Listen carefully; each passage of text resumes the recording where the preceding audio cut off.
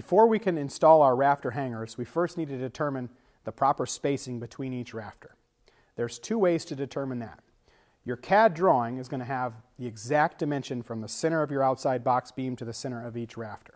And as long as you didn't change the dimensions of your pergola, that measurement will work just fine. I kind of like to do it the old-fashioned way, so I use a tape measure and a pencil. Now, we already know that this pergola from the outside of my post to the outside of my post over there is 120 inches. So I take that 120 and I divide it by the number of rafter spaces I have on the pergola. A 10 by 10 pergola has 4 inside rafters, so that's going to give me 5 spaces. So I take 120 inches divided by 5, and that gives me 24 inches. So I'll start right here on the outside edge, lay my tape measure out, make a mark at 24, mark at 48, mark at 72, and a mark at 96.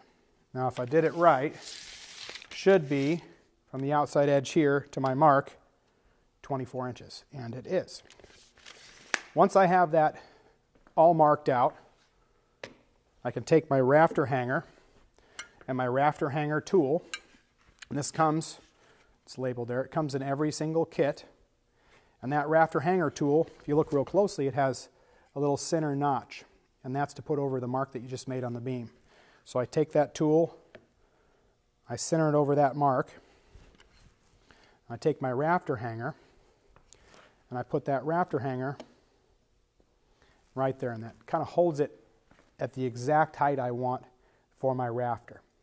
From there, I grab my fasteners. This bag's labeled rafter hanger to beam. I grab a handful of those, stuff them in my back pocket, and start putting screws in my rafter hanger.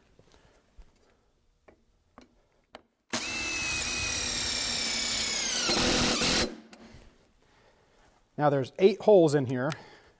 For the sake of time, we're just going to fill in 2. And once you have all 8 in there, you can peel your rafter hanger tool off and repeat that step at every mark down the outside box beam. Then you're going to want to go ahead and transfer those measurements from this box beam to the back box beam. Now, assuming that you have a house back here or a structure, you can use those same measurements and attach those rafter hangers to the ledger plate that's on the house. So no matter what you do, you want to make sure that those rafters are installed parallel with the box beams. So once you have those rafter hangers installed, you can take your 2x6 box beam, slide it in that side, come over to this side,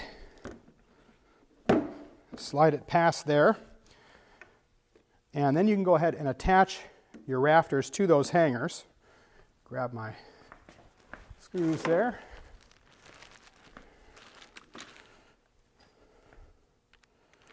And these are labeled as well, rafter hanger to beam.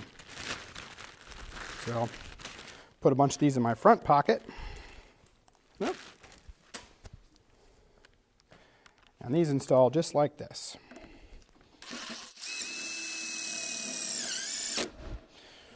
Nice clean finish. So you go ahead and put in all the screws for your rafter hangers, repeat that step for every rafter down the line, and we're ready to put on our purlin holders.